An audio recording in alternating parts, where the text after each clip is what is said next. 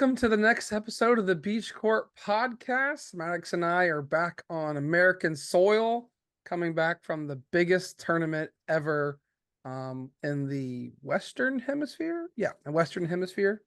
Um, EUIC was crazy.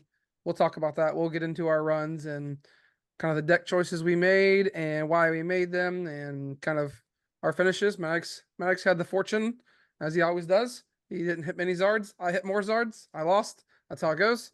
And we'll run through that a little bit more. We'll talk about our meta predictions that we did before London, review them. Some of us did better and some of us did really bad. We'll get to that later. Definitely me. Just throwing that out there. We'll review the results of the day 2 deck list, and each of us will show off at least one list that we think is very interesting that made day 2. The world's dates finally got announced. We'll talk about Hawaii and some tips for travel to Hawaii. And then we'll jump into kind of like Orlando discussion. Orlando is literally this weekend. This podcast comes out a day and a half before it. So while you're traveling down on Friday, turn it on, listen to it, and just call us clowns on Twitter. Great. Have a good time. Yeah, and if you listen to this after Orlando, you can be like, "Wow, they were terrible and got this wrong," or we Yeah, say, "Wow, you're so right." Either way, write us on Twitter exactly. about it. Either way, it's a hashtag beach court win.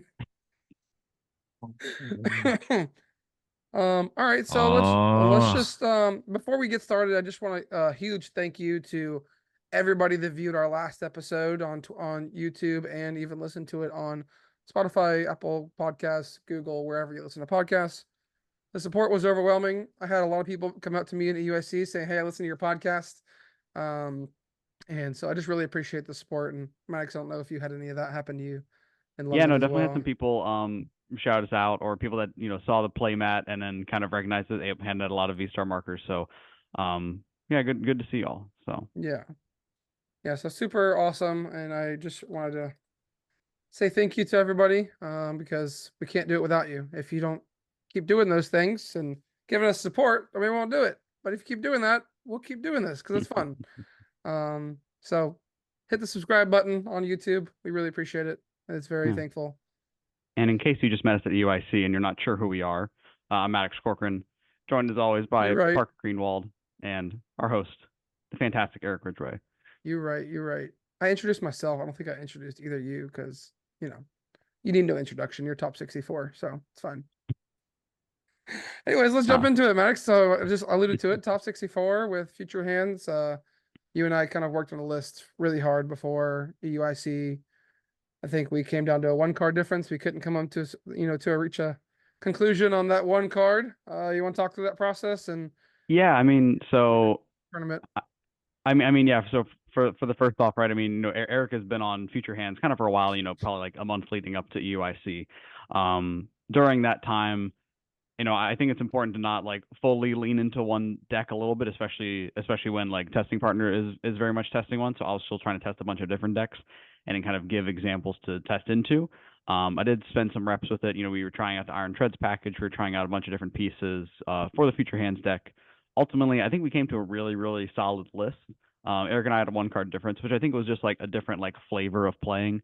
I opted for the 14th Lightning. Eric opted for the Iron Bundle. Iron Bundle is still a pretty broken card. Just being able to search for that Gust, which I think is relevant to a lot of matchups.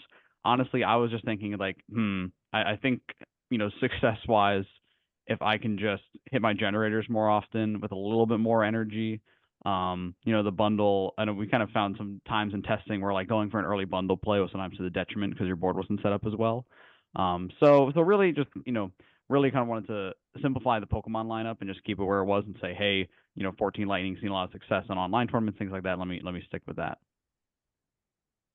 Eric, I don't know if you have anything to add on, again, you were doing a Yeah. lot of the legwork for the list.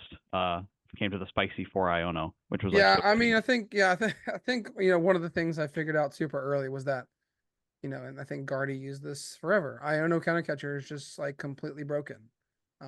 And so we just kind of feasted on people not drawing well, including myself. So that's why other people did well. Um, and we just wanted a Oof. lot of supporters. I think we ended up cutting treads very, very late. I thought the treads was needed for the Chin Pao matchup, which, Maddox, you lost a one, I lost a one. I beat one. Did you beat one? I was 1-1 against Chen Yeah, Pao. so we were both 1-1 against Chen Pao. The treads does kind of auto the matchup. I mean, it's very, very good into the matchup. But over the course of a tournament, maybe you only hit it twice, right? And so does having those two cards make your generators worse, make, other things worse? Is it worth it? Does it swing the arc matchup enough to make it worth it? And we were finding that we could still win the arc matchup without it. So we were able to cut it late and save a couple cards. And those two cards were Psychic Double Boss. I think that's kind of those are the four cards we put in very late into the process. And we found that double Psychic Double Boss just autos the lax matchup. Like you just sit there like in your sleep and you just win the matchup pretty much. Yeah, I mean, The only way you especially lose is they get 3 crowns out. Like that's it. yeah, I mean, especially in the Pidgeot control as well. The crown being in like a viable attacker to put pressure on the Pidgeys was so Pidgeys. huge. I played 2 Pidgeot controls over the course of my EUIC run, and beat both matchups pretty handily. So, Yeah, I mean, so for me, my 9 rounds were Chen Pao. This is some roulette. This is where you talk about the format of where we are, and this is where Pokemon is right now, and it's sad, but it is where it is. I had Chen Pao, round 1. I when you're sitting there, Maddox, right? And I know Parker, you have this too. You're sitting there and you're like, all right, go ahead and set up. Okay, we set up. Great. All right, now let's wait. Let's wait. wait for opening ceremonies, Yeah. Like wait for all the literally stream to start, 10 wait to for the 15 player minutes of announcement. waiting minimum. And meanwhile, the whole time I'm looking at my hand going second, and I'm like, yeah, this is attached pass. Oh, This is a great way to start the EUIC. So yeah, I attach pass against Chen Pao. He gets turn 2 donk, and I'm like, all right, cool. Let's go to game 2. And I lose a close one. So lost Chen Pao. Hit Raging Bolt, Sandy Shocks, round 2. Not something I had on my bingo list round 2 at EUIC, but that's what happens when you lose round 1. Anyways, I had to try to figure it out. I squeaked out a tie. I would have won it had we finished game 3. Because I figured out how to win it in game 2. Beat a Goldengo round 3. Hit Lost Box Charizard EX. The deck still exists apparently. Round 4. That's okay. They didn't draw well, right? Yeah, no, they definitely, game 1 made a good play towards the end of the game to force me out of my strategy that I had to do. So I had to pivot and say, okay, arm press, Iono 1. And my opponent found Rare Candy Charizard EX off of Iono 1 without any Colress's in deck. So that was great. That was really good. You have a good deck. Yeah, you have a good deck. Yeah, exactly. And then I lost against the Charizard EX, just kind of, how it goes. That matchup's not great. And then I beat the Chen Pao with the Chen Pao player I played round 6 had a 1/1 Goldango EX in his Chen Pao deck. That's cooking. I mean, honestly, it's not bad, right? You think about it. Did you play hands too or no? No, he didn't play. He cut hands for it. Okay. Yeah. So he cut hands for it. I mean, it's not terrible, right? Like 1 superior It's energy saucy, equals yeah. 240. Yeah. You don't have to, you don't have to have Baxcalibur, rely on a Baxcalibur and play. Oh, true. Oh, yeah. If they bully your backs, yeah. Yeah, so that's what he was saying. He was like, "Hey, like when they bully my backs, I got this backup attacker." I was like, "All right, I don't hate it." Okay. I don't hate it either. Yeah, Actually. and then I hit an Ancient Box round 7, so I beat that one.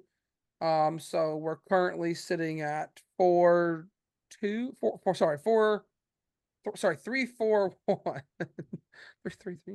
It'd be like 3, that sorry, sometimes. 3, 3, 1. 3-3-1. 3, 3, 1. So we're still in it for points, which is what I need to qualify for Worlds. I only need 11 more points. So I'm still grinding it out, trying to. And I hit a Charizard EX round 8. And my opponent went start Charmander, bench Pidgey, Turo the Charmander, bench the Charmander, call for family, and then turn 2 without any supporters.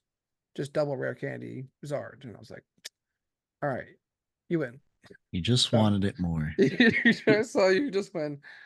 So I lost that one, and then I beat an Ancient Box round 9, but it didn't matter because I wasn't at points at that time. But yeah, I mean the deck is very, very strong, and I spent a lot of time into it. Max, you got to play 6 more rounds than I did. You want to kind Yeah, of just run through quickly your 15, yeah, for sure. what your I just think matchups it's were for the funny, people? just recalling again the start of your tournament, where like start of my tournament was going second against a Charmander. Charmander player, Charizard player goes lone Charmander attach pass, and I go donk. I'm like, okay, hey, stole a game off Oh, Charmander, stole a game off Charizard. Lose the next two. Again, very, very tough matchup. I made a slightly like suboptimal play, I think, in game three where I missed an energy to amp. So I think that kind of cost me ultimately. But I played two Charmanders, two Charizards throughout the tournament. Each time I played a Charizard, I was rewarded. I lost, but then I was rewarded with a Lugia immediately afterwards. So round two, I hit a Lugia, beat them real quick, and then let's see, and then actually here I started going a little bit of a run. It was actually kind of a weird mind state where I think I was kind of tired from the night before. Was kind of still like growing in confidence with the deck. Having such a tough Charizard matchup was definitely kind of defeating me a little bit, but really like I think probably around 4 or 5, after every round I just started putting in the AirPods and just literally shout out to Spotify's hype motivation mix. They're just like blasting that through my ears type of thing, like getting like amped up, like ready to go. So I'm actually able to win 5 in a row after a round one loss. I actually played a bunch of different decks all throughout. I beat the Lugia, like you mentioned. I beat a Chen Pao. I played against an Arctina. Tough matchup, but was able to beat that. I played against an Arc Vulpix Aerodactyl. Was able to go and pull off the 260 arm press KO the Aerodactyl when they really have any other attackers set up, and they weren't playing max belt, so I'm in pretty good shape there. Let's see, let's see, and I think I beat a What was he team. playing? Prime Catcher? Yes, yeah. Yeah, I guess that makes sense. Let's see, so beat that, and then I tied. Actually, I think I beat Atina for 5 in a row, and then I tied to you Atina. tied to Tina. Yeah, and then I tied to Atina, which really was I lost game one. Game two, I kind of had no business winning. He had two Tina V-Stars set up, but I think energy was a bit of a concern based on the way that they played. So I was able to kind of claw that game back, which felt good, and then kind of put myself into a spot where it says, okay, hey, 5-1, didn't want to tie here, but good tie for a tough matchup. Get paired into a Pidgeot control, and again, just learning how strong the double boss and psychics were into that matchup, was able to. I mean, I won this at 2-0 in 25 minutes, so went very well. They wasn't able to set up very well. So now I'm 6-1-1, feeling very good shape, right? Saying, hey, I'm locked in for day two. I have the chance to go 7-1-1, just put myself in a really strong position to make a deep run in day two. I think for this is round 9. I was just I think I was just a little bit like mentally fried at this point. I played against Chen Pao, Alan Zhu, who has been on an absolute tear this past quarter. I think actually like just missed stipend. But pretty much all of his and getting his invite pretty much entirely since LAIC. So I play against him. Game one I'm bricking, but then I also take a DPL forgetting to take a prize card after doing accelerating peak. I think just brain's a little fried there. And then game two, I miss an attacking turn and just fall behind, so I lose that game.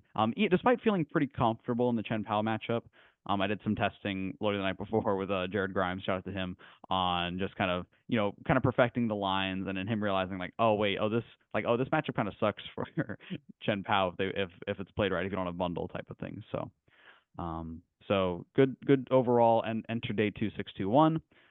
From there, I hit another Pidgeot control, so I'm able to win game one in about 35 minutes. I actually make a little bit of a misplay by taking prizes aggressively early, because at this point the control player's kind of line is to say, hey, I'm going to go Iono and just try to chain Charizard type of thing.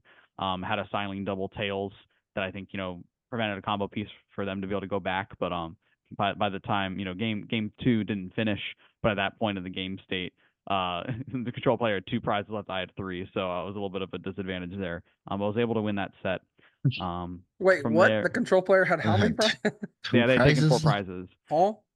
Well, because Oh, I was able to go. I think I KO'd the Rotom. I forget the exact line that I took, but KO'd the Rotom. And then played Magma Basin, which he hadn't revealed in game one. So he was Magma Basin, Charizard, attached double turbo, attack. I'm like, oh shoot. Oh, So I'm able to KO it back. But then he does the same thing like again right after it. I'm like okay, Iono. I'm like trying to disrupt him from that. Missed a Silene flip, which I think he needed to get a piece back type of thing. But it kind of got scary real quick. there's not many times you can Iono a control player down to less than 6. 100%. Yeah, true. it was definitely a little bit spooky.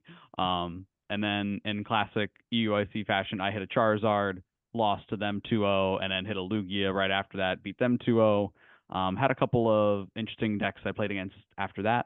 I played against this is the right, so that I was 8-3. Yeah, so that's 8-3. So I played against a Lost Box deck that was very heavily teched to beat the Lugia matchup, including Miraidon, Rotom V for extra draw, Raikou V, and Oranguru V to help KO the Amphivari, yeah, with the grab tools as well as KO Iron Hands in one shot. So very interesting list. And then after that, played and so was able to beat that. I think just being able to take out the two prizers with my two prizers, take 3 on them, it was kind of just lended too well to that. Played against Gardevoir EX, Bayonet EX deck. Kind of cool setup. Again, still has a trouble with dealing with Iron Hands. Trying to have to rely on Iono plus counter catcher, Scream Tail spam. We had a lot of supporters and a lot of ways to draw out and able to set up the board pretty strongly, so didn't have much of an issue there.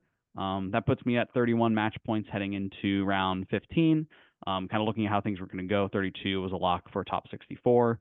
I just opted to take the intentional draw since I knew my resistance was pretty poor and wouldn't have a great chance to even bubble in the top 16. So when, of course, hindsight's 2020, but looking back in hindsight, that was a good call. I would have missed top 64. Sorry, I'd have missed top 32. Sorry, I would have missed top 16 had I won even, and if I had lost, I wouldn't have made money at all. So I'm just locked in the top 64. Locked in a couple money to cover the trip. Couple bands, dog. Couple bands to cover the trip. Bands that make her dance. Bands that make her dance. So trip paid for. Yeah, really just a nice time. Again, definitely had the fortunate side of matchup roulette. Again, shout out to Eric. Where were the Lugias, man? They did show up. They knew it was a bad call. It was only 9%. I can't believe someone would ever predict Lugia at 17%. Who did that? It was for the content, I swear. For content, yeah. But yeah, Parker, what about you? I know you didn't go to Europe, but it starts at like 4 a.m. here. The streams. Like, what was your weekend looking like on Friday and Saturday following the tournament, watching the tournament, starting to think through your Orlando deck, things like that. I woke up fairly early both those days. Friday, I was scrambling to on my phone, yo, what's the records? And I'm looking out, I'm scrolling down, I'm Eric's RK9, yeah, 1-2-1. I'm yeah, what is happening, bro? But yeah, no, it was definitely fun. The meta's wide open, like we expected. Basically, there's tons and tons of decks. 273 people in day 2. That is absurd. But yeah, I was. Yeah, has there ever been a spot? I think there maybe once that a day 2 is bigger than 256. Maybe Charlotte. Remember actually. I didn't think so, but I guess it stands. Charlotte was. I think Charlotte was the previously. Charlotte the was 220.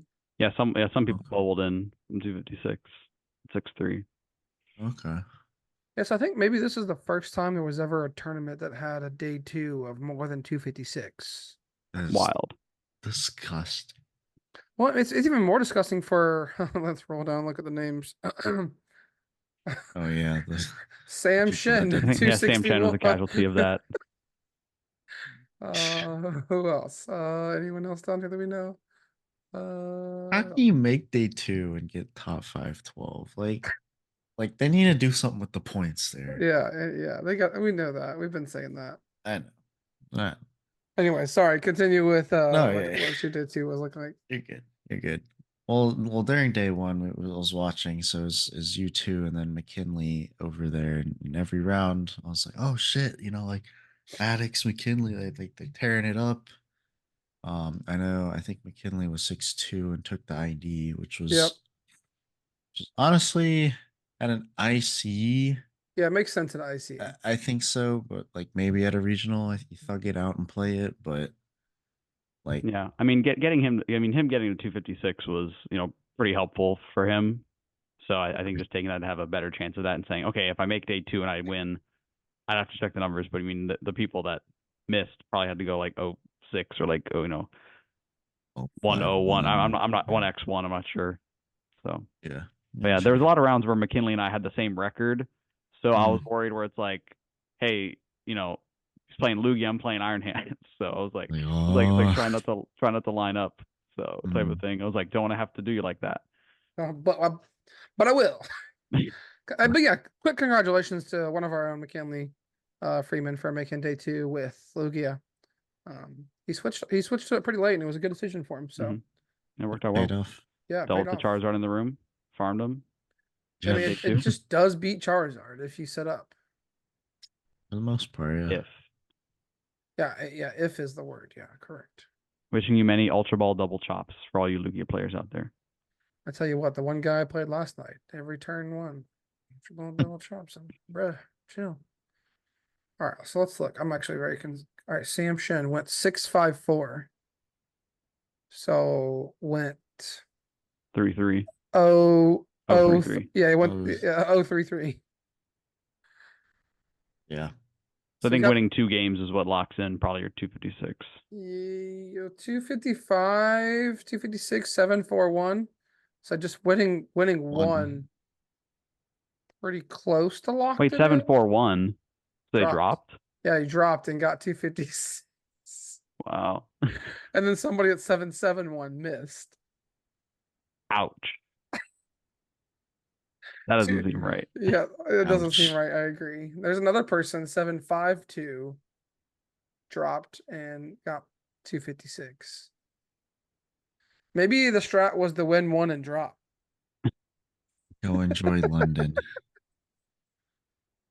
Because then your resistance is you Oh only yeah, got you one got. person in your resistance. You hope they Oh, do geez. well. Parker, You were you any of know. the cups this past weekend? Was I in any cups? No, sadly, Okay. I was not. Unfortunate. Um, Okay, all I good. went We'll get to the next to. one. I was gonna go to the Wookie Pokey Cup, but it fell under the same date as Gavin's wedding, so Oh, obviously yeah. I went to Gavin's Yeah. wedding over Congratulations, Gavin. the cup. Yes, if you're watching this, Gavin. Married man. Moving on. All right, let's look at our meta prediction reviews. So I will recap what everyone chose afterwards, but the actual results for the day 1 meta share, Charizard EX topped the chart at 22%. Chen Pao was second at 12.7%. Lugia was third at 9.06%. Arctina came fourth at 7.98. Future 6.78 and Lost Tina 6.32. First off, impressions on meta shares. I guess I'm slightly surprised that Arctina was higher than Lost Tina. But I guess into a new format, it's just super solid, consistent, and like not hard to play really. Yeah. So like it's a good choice. But first 3 don't really surprise me. Yeah, the first 3 don't surprise me. Just the numbers and the stark difference of the first 3 is what surprises me. I didn't think that Charizard would get over 20%. Obviously, Yeah, it's didn't matched either. at 22, 23%. Also thought Lugia would be double digits for sure. Again, we saw it with success in Fukuoka. It's a comfort pick for a lot of players. I know some people were saying they're worried about the Future Hands deck. I was like, I kind of knew I was playing it, but again, would it end up at 7%? You said? Yeah, so it ended Future up Hands? at 6.78. Yeah. Yeah, so I don't think that's necessarily a reason for Lugia players to fear. But it seems like a lot of them backed off the deck, probably in favor of Charizard or some other more consistent decks like the Arctina, like you said.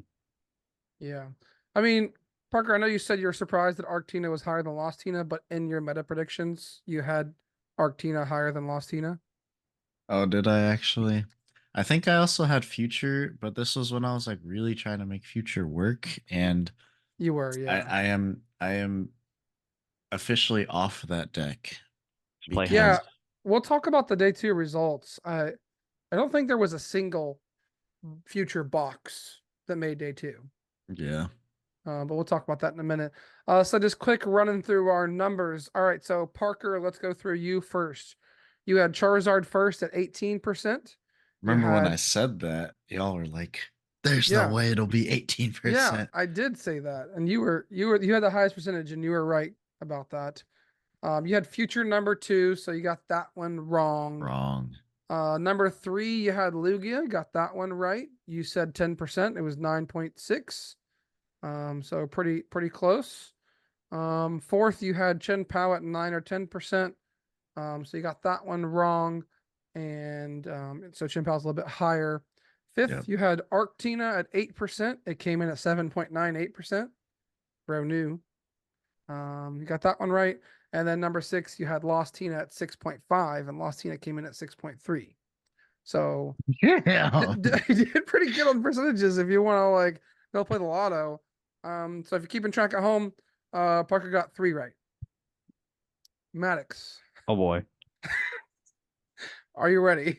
So let's clarify this on the one side, right? You know, I like based off where the picking happened, I had to make some, you know, particularly strong calls to not be the same as my other co-hosts. So there will be some bold picks here, like Lugia at 17%, which was strictly for the content, not represent my personal views or the views of the Beach Court podcast. Are you trying to say you were trying to meta manipulate? Actually, no. I wish I had enough influence to do that. Like I was saying, like when we're playing Future Hands, I was like, hey, yo, Zool, can you put out a video where you're like, yo, Prime Catcher's the way to play it in Zard. Don't know Maximum Yes. Belt. But things might happen, but then Tor did the Prime Catcher thing, so who knows? All right, so let's what run you through got? it. Here we go. Oh All boy. right, number 1, Maddox said Lugia, 17%. Wrong. Ugh. Maddox number 2, Maddox said Zard, 17%. It was higher. Yeah. But still wrong. Number 3, Maddox said Chen Pao, 15.5%. Chen Pao was number 2, so wrong. 12%. It was 12, yeah. Number 4, Maddox said Future at 11%. Future was at 7, and it was the 5th deck, so that was wrong. Number 5, you said Lost Tina. You almost got one right here, but you said the wrong Tina. Sorry, yeah, you said you lost Tina 7%.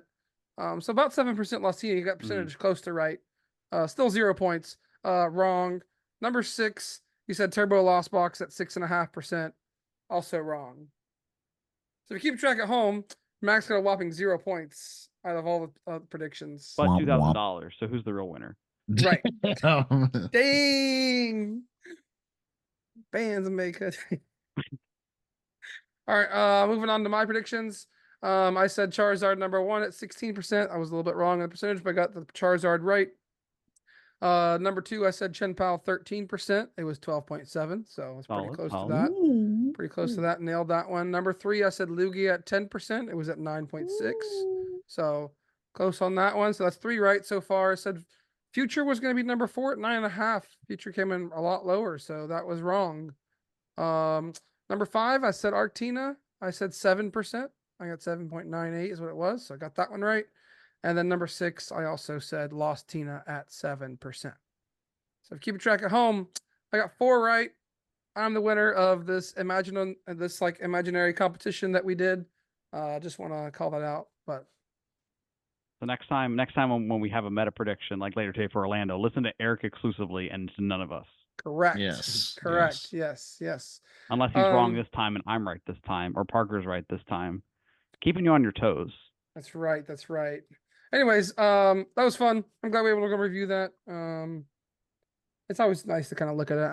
And that's what I was trying to do, is prepare for our tournament where, like, all right, there's Zard, Chen Pao, Lugia. That's the top 3, right? Like, how am I beating those? And we took a deck with a close to badish matchup versus Zard. I mean, we knew the route is all we could do, right? And then try to go from there. All right, so I'm going to share my screen now for those of you listening on Spotify, Google, Apple Podcast. This will be a time if you want to come watch on YouTube. We're going to talk about the day 2 deck list and run through all of the decks and the results, and just have some discussion about the results. But first off, congratulations to Tord Rekloff. He did it again. I mean, new format. He always does this in these new formats. He just like finds the most consistent list and does well with them. And he hit what seems to be a bad matchup in the finals and found a way to win. His plot armor is pretty thick. Uh, but yeah, well, I mean, thoughts on Charizard winning? Shocked by this, or you're more shocked by the deck list itself? Yeah, I mean, I'd jump in and say real quick, like again, we talk about Tord being known for playing these consistent lists coming to a tournament. Like this is not that, right? This is much closer to his, toolbox list that he did well at the last. They made top four at his most recent tournament with. That was a Charizard EX deck, right? Kind of very teched out, right? Playing the 1/1 barrel, playing this cool package to really beat Snorlax Salt, the Professor Turo scenario, plus the Team Yell's Cheer, Prime Catcher, right? A lot of different one-up pieces. This is not what most Charizard lists looked like coming into the tournament. Again, Tord being an expert pilot, knowing this list well and having pieces for really every scenario. Again, just led him to spot where he said, hey, I'm going to use a very powerful deck. I'm going to play it better than everyone else. I'm going to have it tech to beat the matchups that I need it for. And just went on an incredible run. Yeah, I mean, what stands out to you, Parker, about the list? Like Maddox was saying, it's like not his usual purely consistent stuff that he usually has. He has like a lot of utility Pokemon, so like the Rotom, the Minion, and Cleffa, and the 1/1 Barrel to go with like the typical like Pidgeot line. He's got Yelcheer. Hmm. He's got two Professor Turos. So he just wanted to take a fair enough matchup against like control decks and stuff like that. And like Turoing a Charizard sometimes, I mean, Pretty it solid. probably close to wins the mirror. I mean, is it better than Devo in the mirror? I don't know the answer to that because I'm not a mirror expert on Charizard, but right? maybe Yeah, it's pretty good. I mean, the one thing that stands out to me is like there's only 3 Arven instead of 4 Arven. yeah, man. So that It's like, that stood out to me a little bit. Um, but I do love the Cleffa, it being Buddy Poffin searchable, and just being able to find, like, some people are playing like 2 Rotoms, right? yeah, This is kind of like the second Rotom, but it's Buddy Poffin searchable, right? yeah, Mm-hmm. yeah. Um, and I really, it's free retreat. It's always good to have a good pivot in Zard. I like the list a lot, and he piloted it. He played really great in the finals and took down Isaiah Bradner with their spicy Tina list. Their group had a nice list, and I really like this list a lot. I know, Parker, I think maybe you've mentioned you don't love it as much. Um, but I've been saying since day one that Tina's not very consistent. And the issue is you need to find Colress when you need to find Colress. And this list says, all right, 4 Steelstone finds my first Colress, and the Bayonet finds my second Colress. And hopefully I'll find a third and fourth kind of on my own. And I really like And that instead of fifth, playing Mm-hmm. fifth. Yeah, exactly. Instead of playing the Minion, maybe this is just better because the Bayonet EX, if you get it set up turn 2, probably just autos the Chin Pao matchup, which and it has been does. Tina's worst matchup. Yeah, I was gonna say if there is a deck that is slightly favored in Natina, it's probably Shen Pao. Yeah. And yeah, it basically solves that matchup unless they play the artifacts or they realize what you're doing and just manually attach Chen Pao for 6 turns while you're echoing dark or everlasting darknessing them. I mean, that just gives you enough time to chase those 6 down with Prime Catcher, right? Yeah, I think so. Yeah.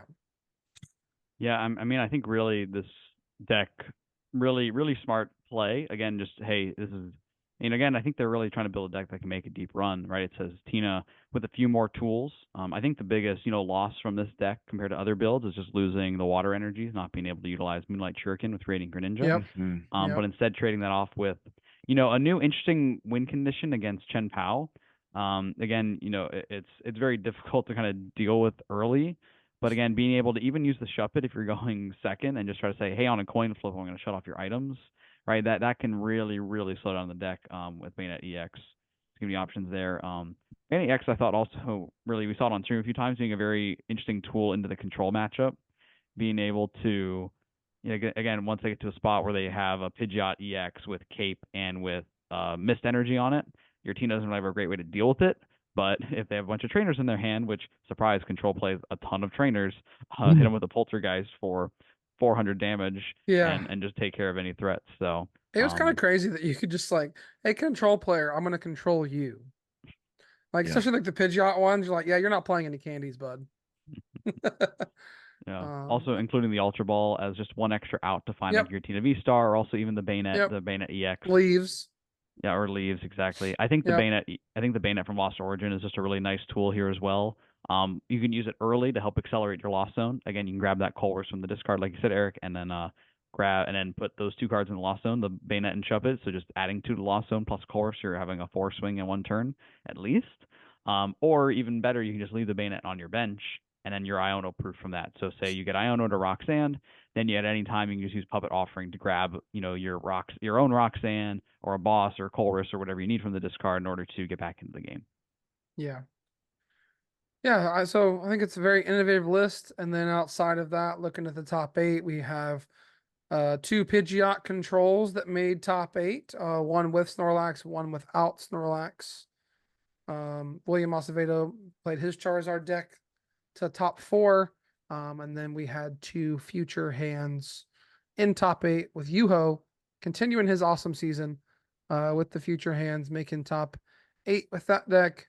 And then we see Roaring Moon, the Dunsparce in top 8 as well. Very good deck. Interesting, that it's still some of these decks are trying to cut the guidance from the Roaring Moon to Dunsparce. So it's interesting they still see it. He's playing 4 Dark Patch, 4 Nest, 4 Earthen, 3 Shoes. Just saying, hey, I'm gonna attack with Roaring Moon as fast as possible, whether it be the EX or the baby. And it's pretty solid list. I mean, ran it well. I've seen it all over the ladder, people playing it everywhere. And I think the 2 I hit were the 2 ancient box I hit were pretty close to that list. I don't know exactly if they were, but because they didn't have the Dunsparce, I don't think, but they did have the Roaring Moon EXs and the Baby Moons, so it was pretty close. But the Dunsparce just draws 3 cards and goes back in the deck and says, "Hey, I'm not a liability anymore."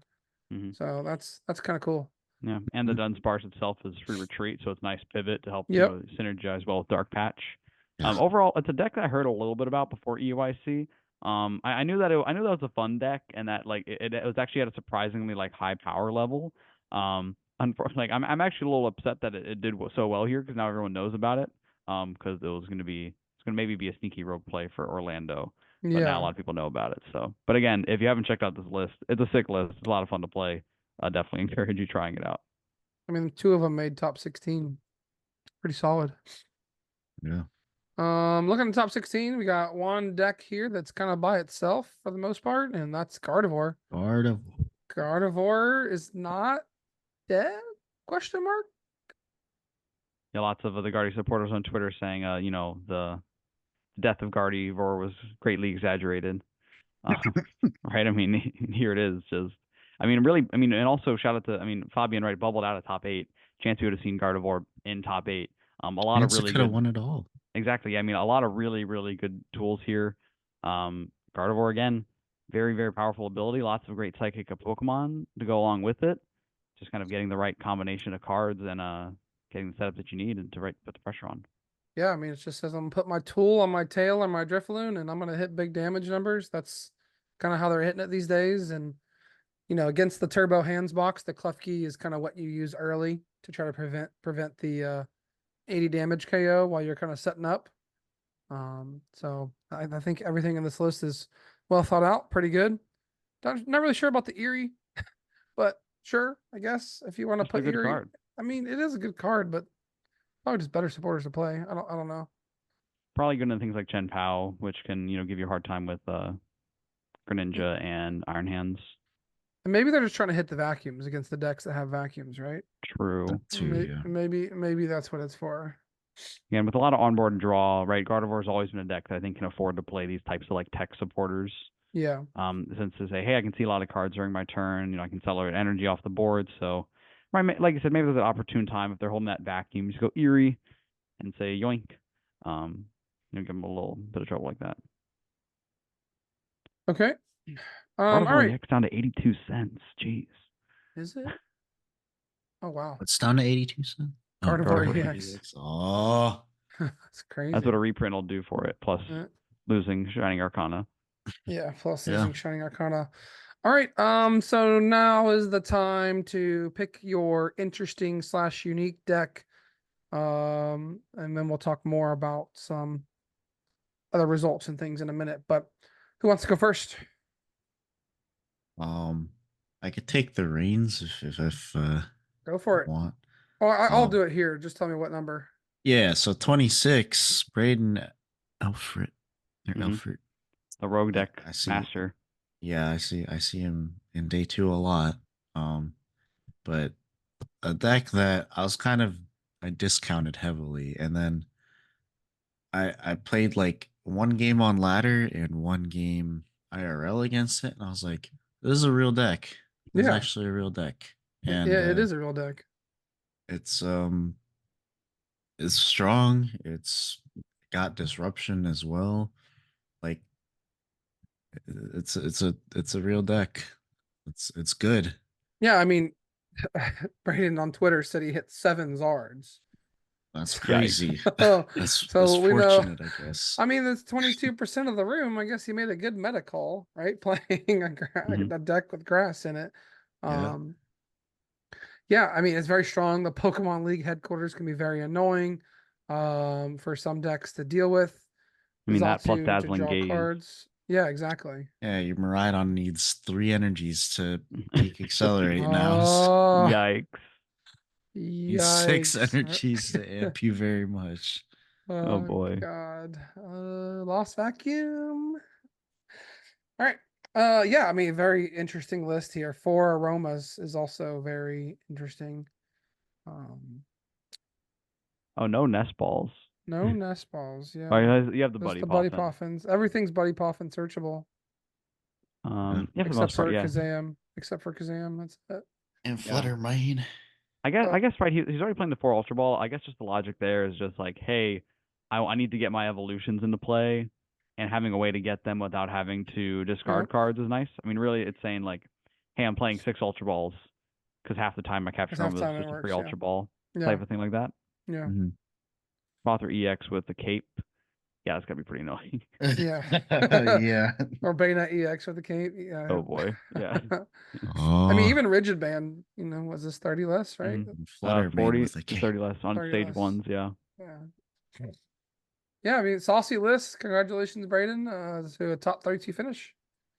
It's dope. Yeah. Max, what do you got for us? Let's see. My call out again. Just a shout out to Jared Grimes, who played a little bit of interesting spice in his list. I think it was right around 60 with me, Eric. Um, 57. So again, Chen Pao didn't convert super well into the top 8 or really even the top 16. Jared Grimes, right, one of the main players of Chen Pao, made a couple of interesting calls here. A couple of cards to highlight, right? A lot of players were opting to play the Spiritomb, really helping in the control matchup as well as into Zard, and helps in the Lugia a little bit as well. Actually chose to play the 3 Chen Pao plus the Ditto from 151.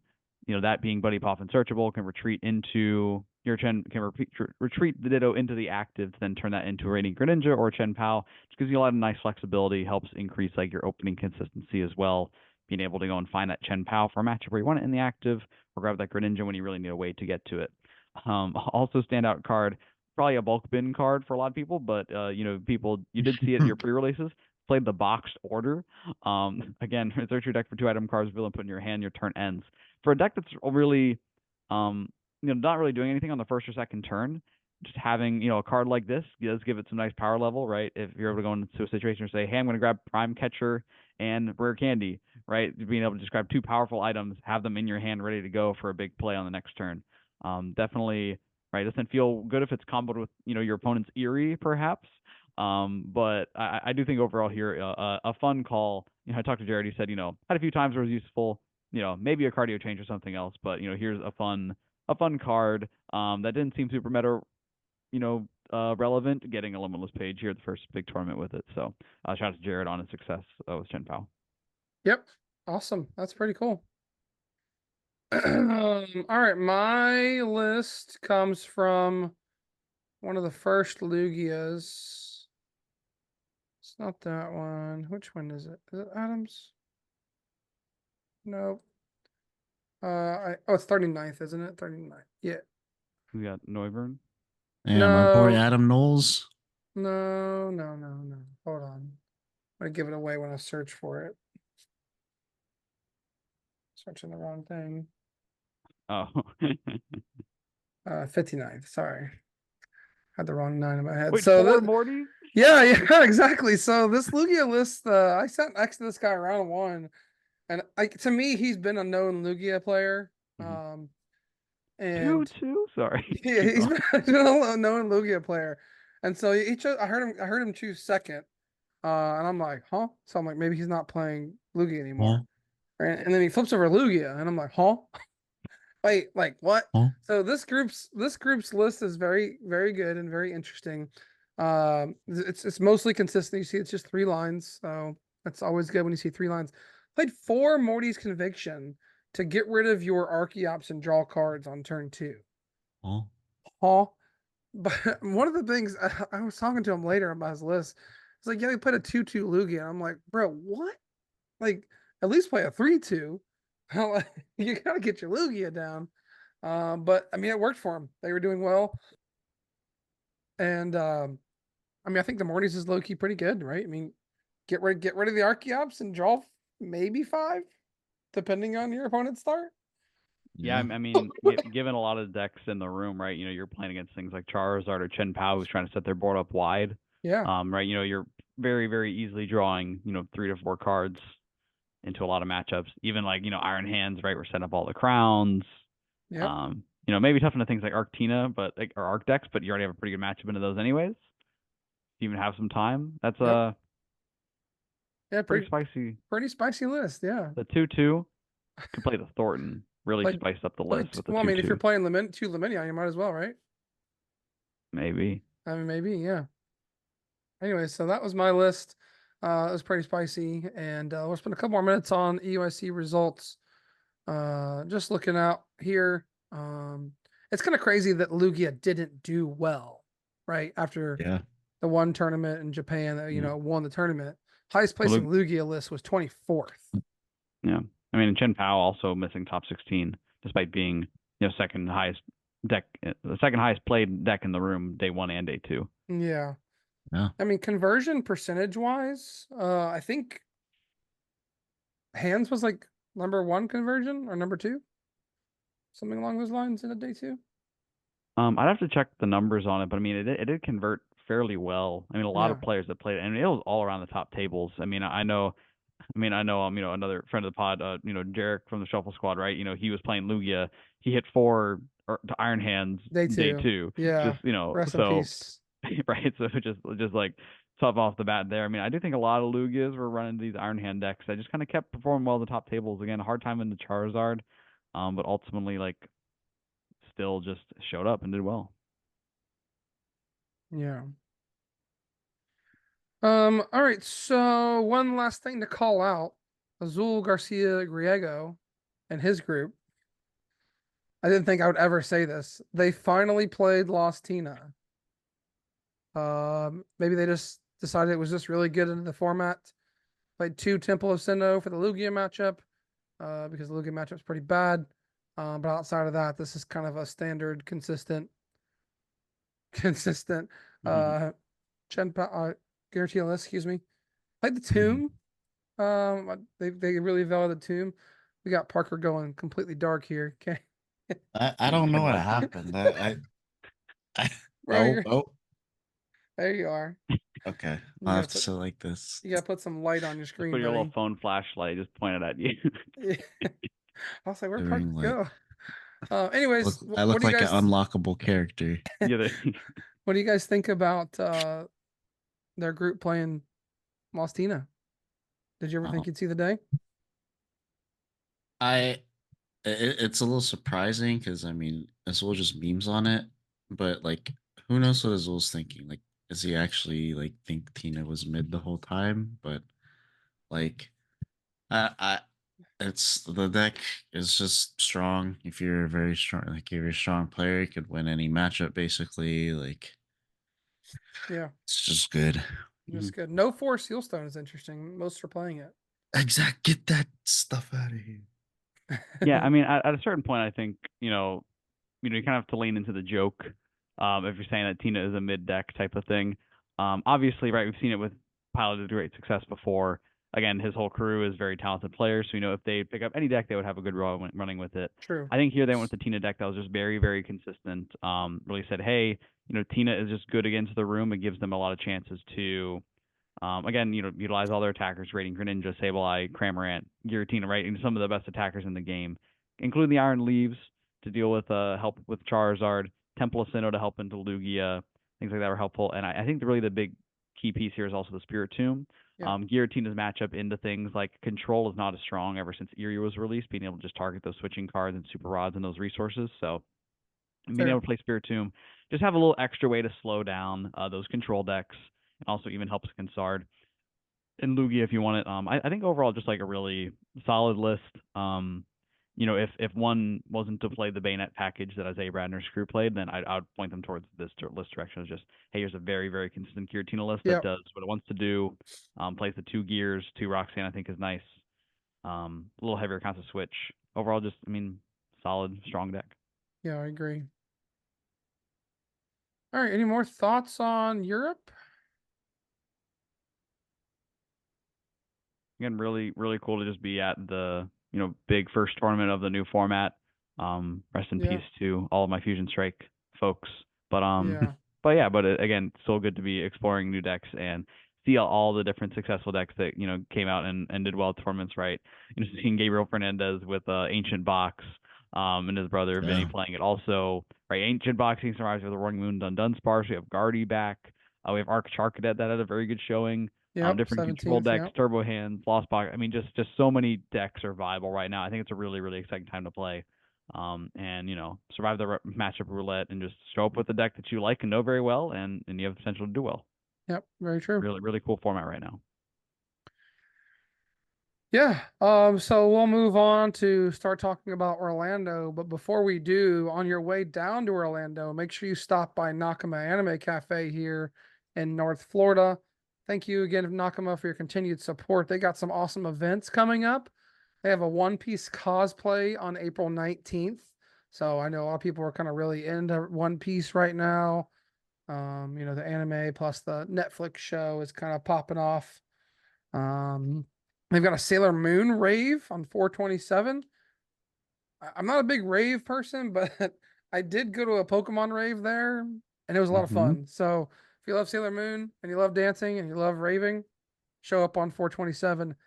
But if you want to be like me and you like to eat and you like to cook and you like to get in the kitchen, on April 28th, there is a ramen eating competition. Ooh. I repeat, there is a ramen eating competition. So if you want to try to beat me, show up because I will be there. And I'm going to win and you won't, but you're welcome to come try. Anyways, that's going to be a lot of fun. I'm very excited for ramen eating competition. That's going to be a lot of fun. But thanks, Nakama, for your continued support. So yeah. Let's move. That's going to be so dope. Sorry. Just ramen eating contest. That's what I'm saying. Are you coming? You going to try? Maybe, but I feel like you don't have to win, but you can just go to eat ramen. I could just eat 2 bowls of ramen and dip out, I guess. Yeah, Parker, you pulling up? Yeah, I should hopefully be there.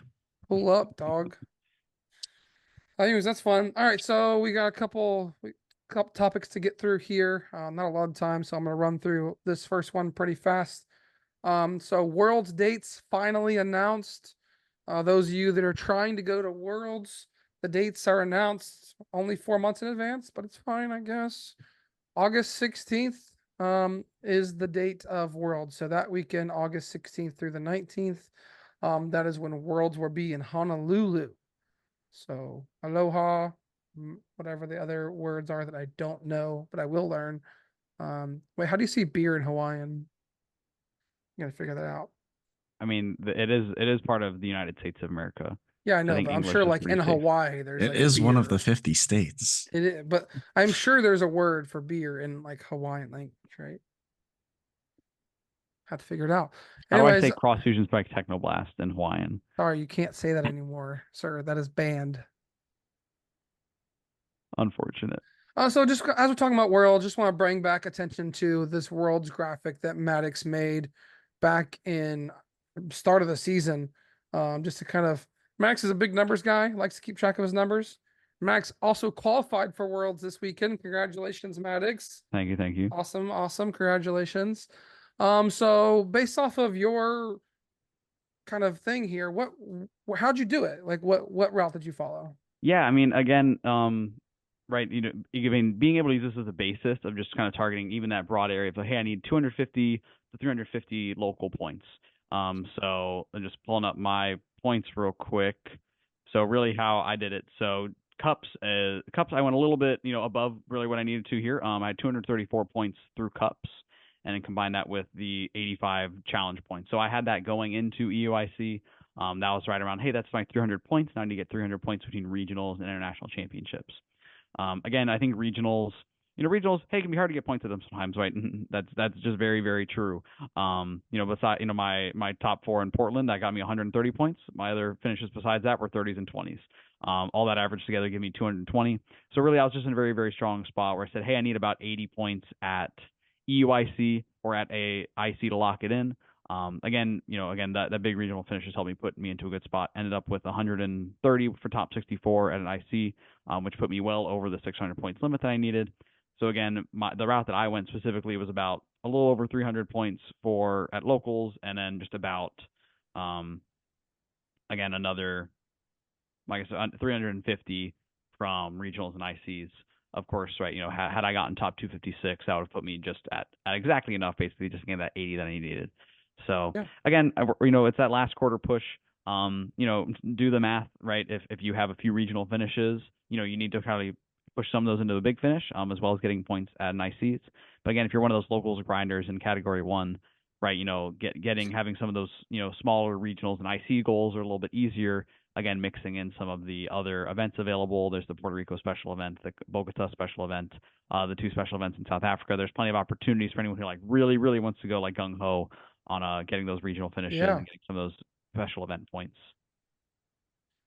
Yeah, awesome. So for those of you listening at home, on Spotify, Google, and whatnot, you should come and see this on YouTube because this graphic that Maddox made this year is absolute fire.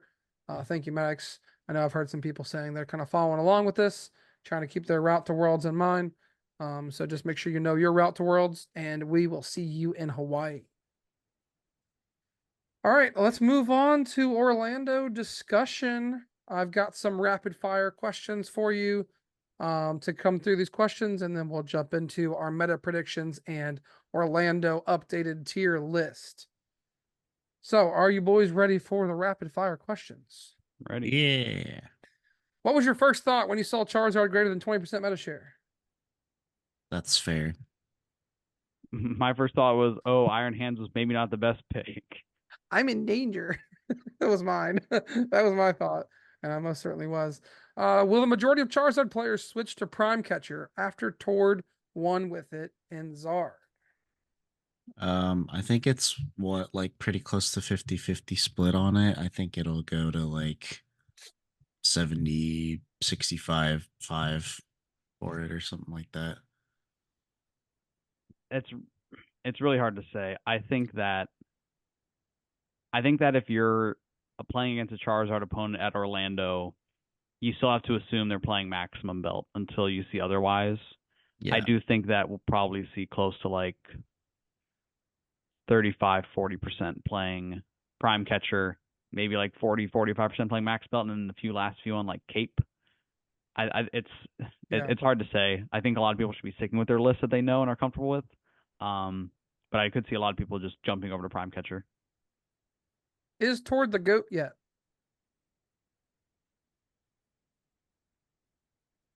This is more for Parker because I know you're a long time player. Playing now, yes.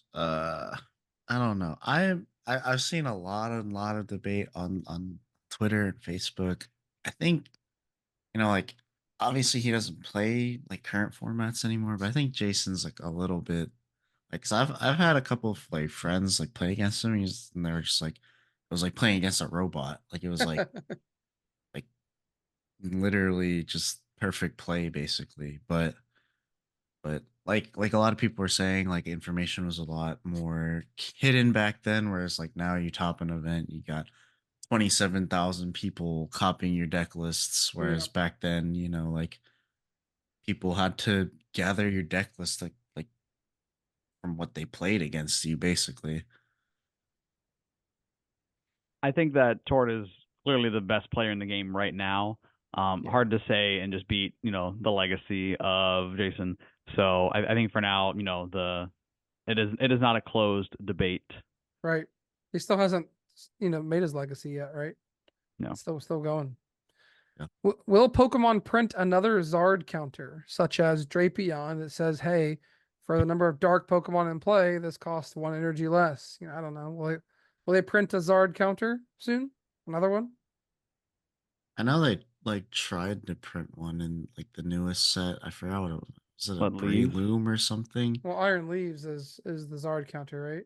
Leaves, yeah, but there's like a stage one for one energy knocks out Zard now. I No, and well, like it doesn't not knock out Zard. That's the Sunflora. It's like for each opponent of your opponent's fire Sunflora. energy in play. Yeah. Doesn't So like necessarily knock out Zard. right. I guess If I mean they I have guess like I guess it could.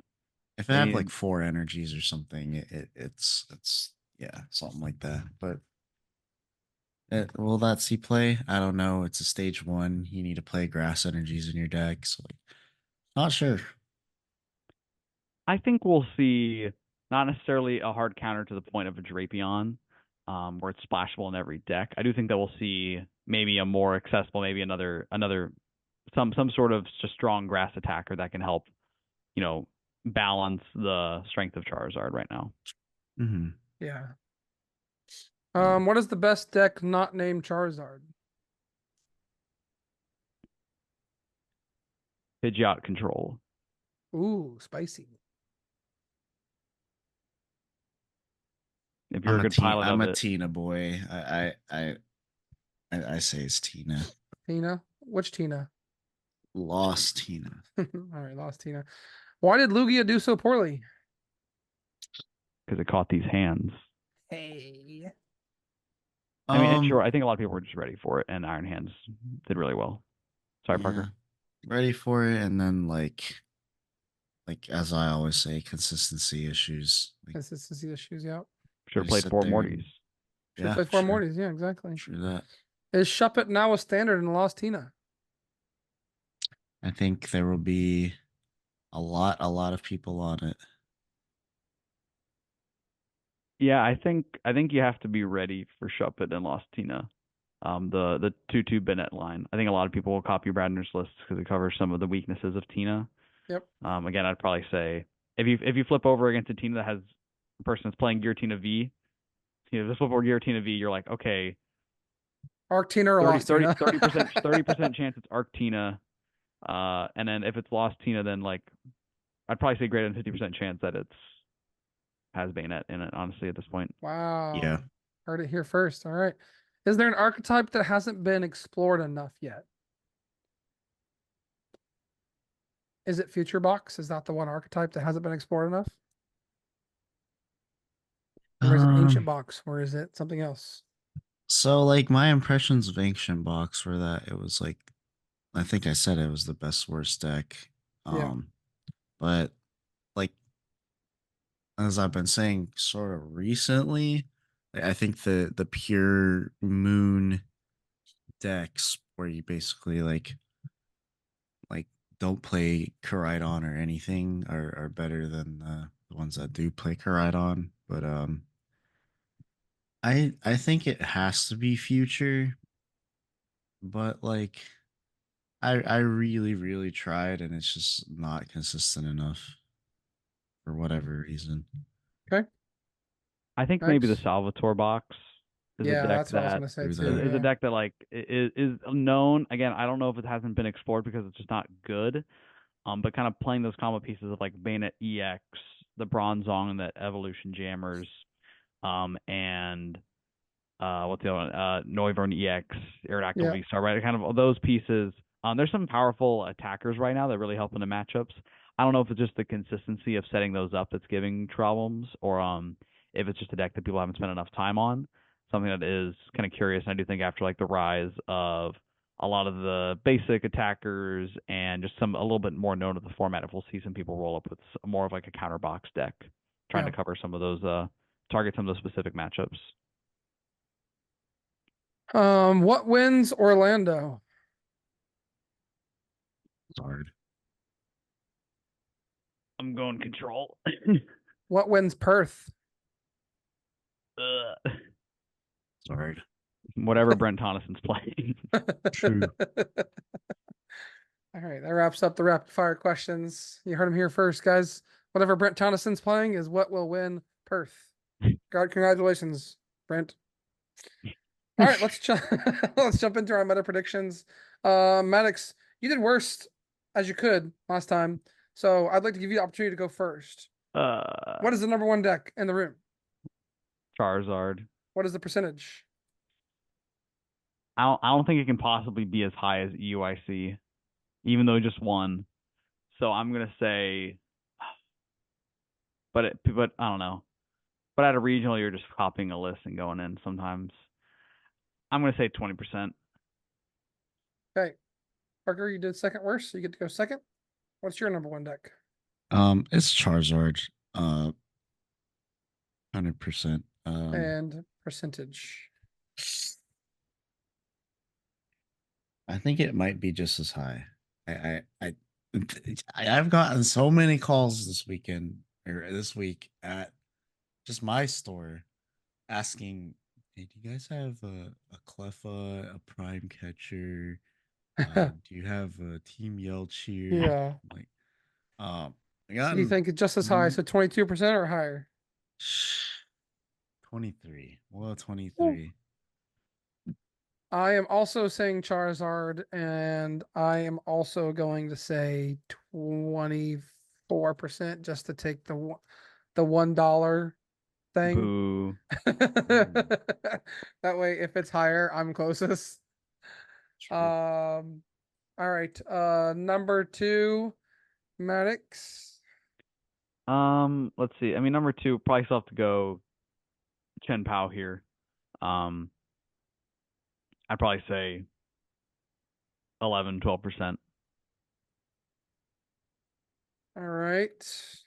Parker. Lugia. Lugia, even though it didn't do so well, huh? Yeah. All right. What do you got percentage wise? Say 11.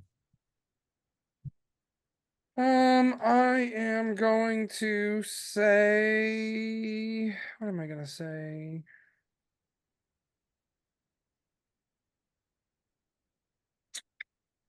I am also gonna say Chen Pao, I guess. I'm gonna think Chen Pao drops off a little, so I'm gonna say 10.5. So really taking that last spot to really just go and try to snipe all these points. No, I mean, you had 11, like we had 11, 11, and 12, like 10 and a half doesn't anything. Oh, you want me to go first? Number 3? No. Okay. All right. Would you like to go first? I don't care. Go for it. You run the segment how you want.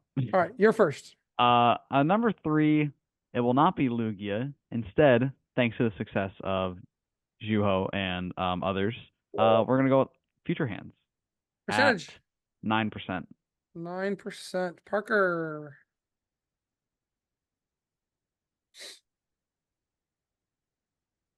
Ugh. Oh wait, I skipped Tina. Probably shouldn't have done that. Wait. Wait, do you want to change it? Yeah, we'll make Tina third. Run it back real quick. My Lost bad. Tina. Tina's 10%. Go ahead, Parker. 10%? I think Yeah. Right. Tina is 9.7%. You think it's third? Yeah. Okay. What you said 9.7, is that what you said? Yep. I am going to stick with my chalk and say that this is Lugia. I don't think top 3 changes. I really don't. So I'm gonna say Lugia at 9.5. Maddox, this is where you want future? Yeah, I'm gonna do Future at also 9%. I think I'm gonna do Parker? Future, Lugia, and Lost Tina all at 9%, 3 through 5. Shen I Pao. don't know. Parker Chin Pao. Wow, dropping all the way down to number 4. Chin Pao at 9.2%. All right. So I've got Charizard, Chin Pao, Lugia. I think Lostino will be number 4. And I'm gonna say that they'll be. Let's see, what was it before? It's 6.3. I think it's gonna be like 8.5. All right. Number 5, Maddox. You've got Charizard, Chin Pao, Lostina, Future. We're going Lugia now. All right. Dang, falling Also at all the way 9. down. Literally, these 3 through 5 could just be in any order. I think they're all going to be a similar meta percentage. You have Well, to Charizard pick. will be first, but Well, yeah. the Sorry, the 3. rest of the I said 3 4. through 5. Yeah. Okay. Oh, 3 through 5. Sorry. You have to pick. I'm not gonna give you credit if it's like Lugia, Future. You have to pick. I mean, listen, you come to me for Fusion Strike content. You don't come to me for proper percentages. I'm just saying. Future Strike content is dead. No. Parker, what's your number 5? Future. Future at what Hands or percentage? Future. 8.8. 8.8. I will also put Future at 5, and I will say it's at 8%. Then last pick of the day, Maddox. I want to say Roaring Moon and Dunsparce. I was I don't thinking think that it's going to too. quite jump I in was there. like, yeah. I'm going to go Arctina. Arctina. Percentages. Well, I don't know, 7, 6, I don't know. Something in there. It's not going to be on the chart. Oh, well, my bad. I was on the chart. That's number 6. Yeah, no, I'm saying it's not going to be, though, because I picked it. Okay. Parker?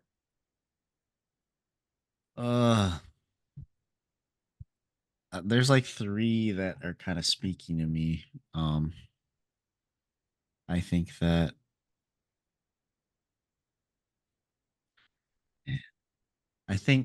Control will be number 6. Say that. You took my pick. It is a hot take. but Percentages? So, I mean, they've separated Snorlax, Stall, and Pidgeot Control before. They did, yeah. Oh, did they? Okay. Yeah. But number Mm. 7 was Control at 4.1. If they separate it, I guess I'll change it. I'll change it to Arceus. Arctina? Being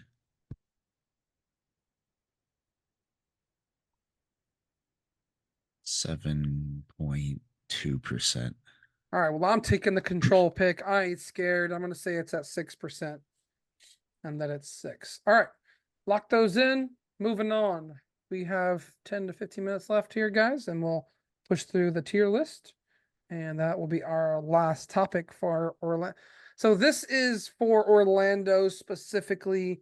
You can use this for Perth, for those of you going to Perth. It will be very similar. I would say expect more control at Perth than you will at Orlando, that you will actually hit, just because of the sheer volume of people in Orlando. I mean, can we add decks to this? Pidgeot Control and Roaring Moon. Yeah, I think Moon's so. on there. Well, that's Ancient Box. Just do the Pidgeot, yeah. There's a Moon one.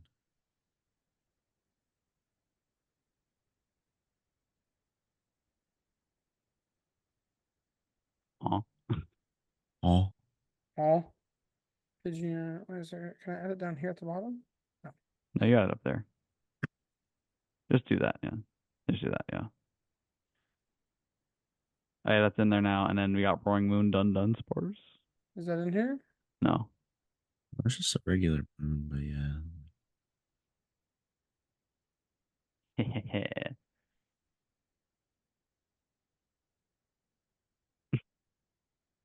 Okay.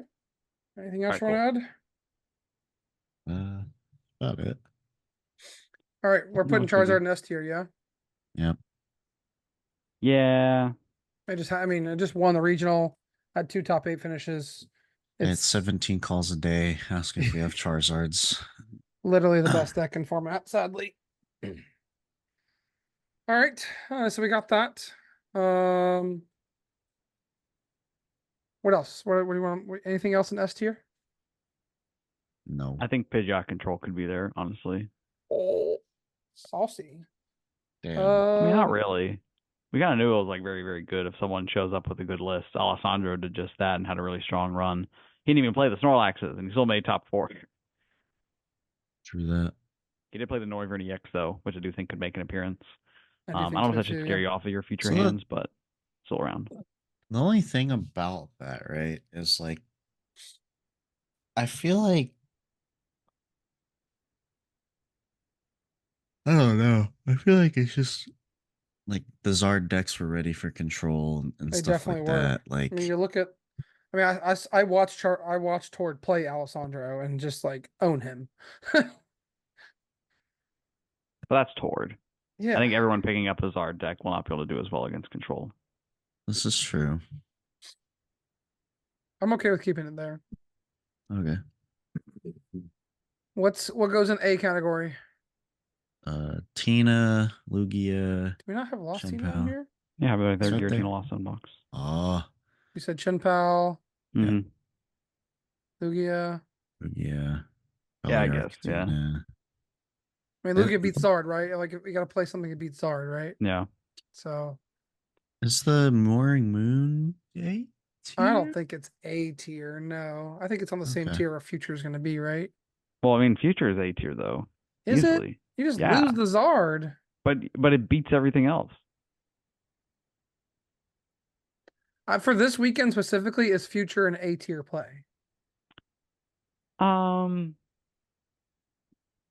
If you dodge Zard, it is. But I mean, that's what I'm like, saying. Like, but you can't dodge 25%. but you can. That's what Druho and You can and did. will. Every single round, you're more I- likely to play against not Charizard than Charizard. It feels weird putting it in B tier, but I don't believe it's the best play. I don't either. I think the deck's just done too well Right. to not put it in A tier. I agree. I mean, it's like I mean, there's some risk to playing it, I guess. But I think the room again, like it's gonna be a lot of Zard. There are gonna be some people that are gonna be ready for like with the Noiverns, but I still think that like it's still just a solid play if you're comfortable walking in and saying, "Hey, I lose to Charizard, but I can beat everything else." All right, that's fine. Arctina B. Maybe A. I don't know. I think there's so many just viable decks right now. Yeah. Like Guardy can make a conversation to be an A, or like Roaring Moon, Yeah. or Ancient Box, right? All of these are like solid plays. I think Ancient Box is C, but the Moon is B. I'm okay with that. Snorlax B. Yeah, B. Uh, People are ready C. for it to stall. Yes, sir. No. I like overestimated people's willingness to play Goldango, I suppose, but Yeah. I still think it's like a good play. I think it's like A or B. Yeah, We put it in A for EUIC and it did absolutely nothing. I know. Yeah. I can't put it higher than B. So we gotta be, yeah, it's gotta be B, I guess, sadly. I don't think enough Dialga, people played it. Wasn't it like 2%? something like that. Well, think I mean, it didn't do very well on day Well, 2. there was no top players that played it, right? I don't think a top player will play it, but I think like if you're gonna play a deck. Dang, Jarek, calling you out. Oh, did Jarek play it? No, well, No. Jarek played it to Knoxville. Yeah, played Top it Knoxville, 32. Yeah. Yeah, I don't believe like, no offense to anyone that played it, but I don't believe like any of the like super top players played it. Dialga low key kind of. Kind of loses the Zard. They did Pram so dirty on stream with Bro, the that Star shit. They did, dude. the Star Chronos into Metal Blast, donking Arceus. Yes, sir. Donking 2 Pokemon and play Arceus. Yes, sir. Yes, sir. Yeah, I mean, Raging Bolt Sandy Shocks maybe could be D tier. I do think like Ancient Box and like Moon draw cards is like on the rise. I think we could see some more players playing those to some good success. Yeah, agreed. Again, Future Hands is one of those things where it's like, yes, it's very good into so much, has a hard time into Charizard, but it's still just a solid deck that just works. I mean, I think it just has. You're looking at the chart here. It has Tough matchup Charizard, tough matchup Giratina Lost Zone, and tough matchup Artina. And Guardy. For No. future? No. For future? No, you Future oh, hands don't think farms so. Guardy. bro, I bodied Sebastian so fast the other night. Well, yeah. I mean, again, you it's had, Iron Hands you versus had Guardy, and they don't have and everything they can KO you with. Maddox has Sebastian was charm. talking smack, and he went, he said, let's play games. We played a game. He went the Klefki route, went turn one, catcher is his only ralts. Ouch. I Oh, I think if Guardy survives the first 2 turns with only getting peak acceleration yeah. and then hands, like I mean, if the Klefki sticks, the Klefki sticks. I agree that that does slow down the deck. Yeah. yeah. Well, it's same thing against Miraidon, and back in the day, right? If they didn't get turned, if you get turn one amped, you just lose. Yes. If you get turn that two is amped, you just true. lose. If you get turn two going second amped, you probably just lose because you're not set up enough still. Again, if you can survive the early onslaught, and then again, if you have the counter catcher Iono just stick, and Yep. your Scream Tail and just throwing damage Yep. everywhere, then yeah, you can claw back a win. I do think Future Hands playing Vacuum makes it tough as well. But again, just not having the onboard draw, it says it's really down to, can you stick an Iono and can you get going fast enough to not lose before you can do that. Yep. Any changes you want to add here? No, I think it's pretty decent. Yeah. No. Yeah. I mean, S tier is the really, really strong plays. A tier is just, these are all decks that are really good and I think could win the event. B tier is also, I mean, again, a lot of viable decks right now. So just because we put a deck that you're thinking about in a lower tier, again, we've seen its success, right?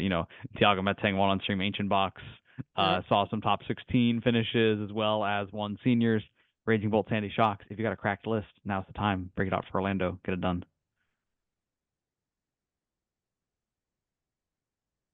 Where's the Armor Armor. Oh. It's not there. Just try Chart Cadet.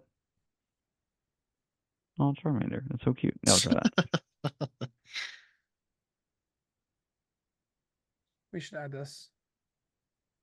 I mean, it's still in lower than Thank you. Arctina, I'd say, but it's still good. It's There we weird go. because the best card in that deck rotated, but it's good. Am I missing it? There you go. I don't know. It's up here. It's Dang, not didn't you down want to here. get ranked? I'd probably say C tier though.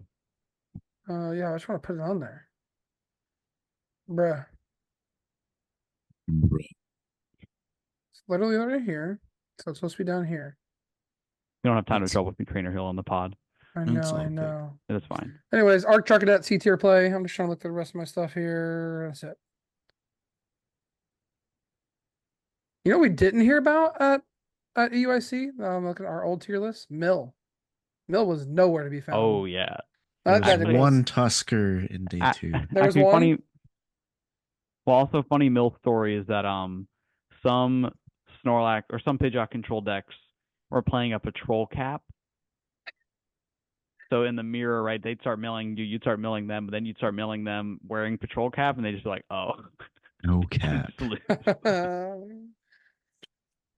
Anyways, that's our thoughts for the Orlando regional championships, not international regional Basically an championships. It's about the same international. size. I mean, it's bigger, isn't it? No, actually they updated the numbers, so it's right now it's 2,500. Oh, it's EUIC not is 2,600. 2,900. Oh, okay. Maybe if we have some late registrations, and maybe it'll creep up. But I think we're just going to be a little bit smaller than EUIC on TCG Masters at least. Right.